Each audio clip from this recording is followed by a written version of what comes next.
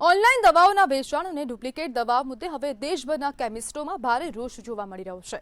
ગુજરાત સહિત સમગ્ર દેશમાં 20 મેના રોજ એક દિવસીય હડતાલની જાહેરાત કરવામાં આવી છે। ઓલ ઇન્ડિયા સ્તરે અંદાજે 12 લાખથી વધુ કેમિસ્ટો અને ગુજરાતના 35,000થી વધુ મેડિકલ સ્ટોર સંચાલકો આ વિરોધમાં જોડાવાના છે।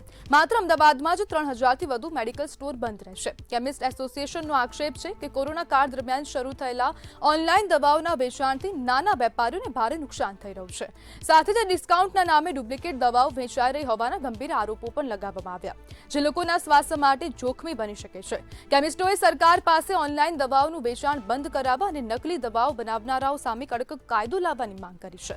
લોકો જોકે હડતાલ દરમિયાન ઇમરજન્સી દવાઓ ઉપલબ્ધ રહે તે માટે ખાસ વ્યવસ્થા પણ કરવાની ખાતરી આપી છે અને આક્ષેપ કર્યો છે કે આરોગ્ય મંત્રી સાંભળતા નથી, માટે હવે હડતાલ પણ કરવી પડી રહી છે અને આવા પ્રકારના આક્ષેપો હવે કરવામાં આવી રહ્યા છે અને સાથે હડતાલનું આયોજન અગાઉ પણ હડતાલનું આયોજન કરવામાં આવ્યું હતું, પરંતુ કોઈ ઠોસ નિરાકરણ આવ્યું નહોતું, જેના કારણે ફરીથી હડતાલ કરવાની ફરજ પડી છે। અને આજ મુદ્દે આપણી સાથે ચર્ચા કરવા માટે ગુજરાત કેમિસ્ટ એન્ડ ડ્રગિસ્ટ એસોસિએશનમાંથી જસુ પટેલ જોડાઈ ગયા છે। જસુભાઈ, ઓનલાઈન દવા જે વેચાઈ રહી છે તેના પર ગંભીર આક્ષેપો કરવામાં આવી રહ્યા છે, કહેવામાં આવી રહ્યું છે કે નકલી દવાઓ વેચવામાં આવી રહી છે, શું કહેશો?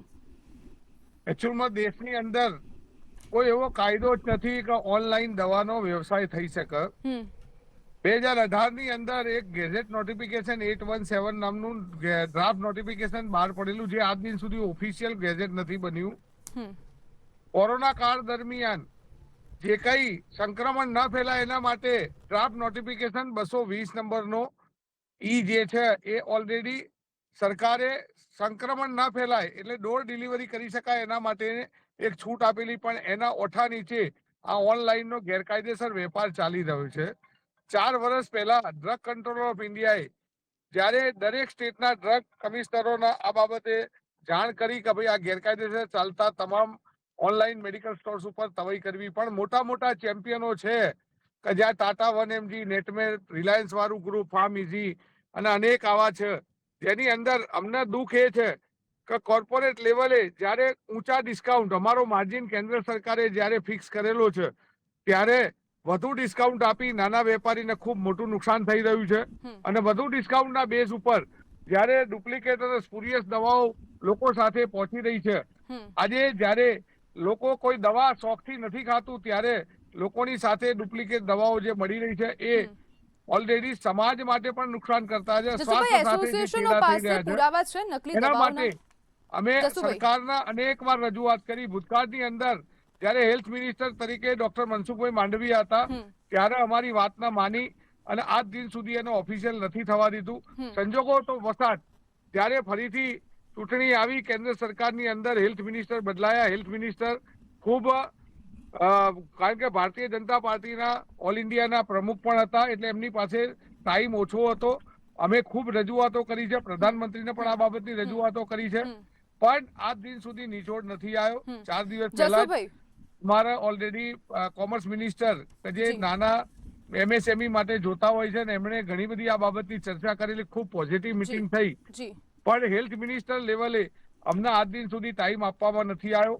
આજ દિન સુધી જ્યાં જરૂરિયાત હતી ત્યાં મનસુખભાઈ હંમેશા નાનામાં નાના કેમિસ્ટનું હિત જોવા માટે અને દેશની અંદર રોજગારીની તકો વધુને વધુ ઓછી થાય એના માટે આ બધા જ પ્રયત્ન અત્યાર સુધી ઓનલાઈનના ઓફિશિયલ નતું આપ્યું, પણ આજે ગેરકાયદેસર જે રીતે ચાલી રહ્યા છે, ડુપ્લિકેટ દવાઓ બિંદાસ વેચાઈ રહી છે, નાના વેપારીનું જ્યારે અસ્તિત્વ જોખમમાં છે, એક બાજુ યુવાધન AI ના માધ્યમથી પ્રિસ્ક્રિપ્શન બનાવી અને અનેક ઓનલાઈનમાંથી દવાનો નશાકારક દવાઓ, ગર્ભપાતની દવાઓ ખુલ્લેઆમ મેળવી અને યુવાધન આડા રસ્તે જઈ રહ્યું છે। આ બધી જ જ્યારે ચિંતાઓ માટે અમે 8 વર્ષથી સતત રજૂઆત કરી રહ્યા છીએ।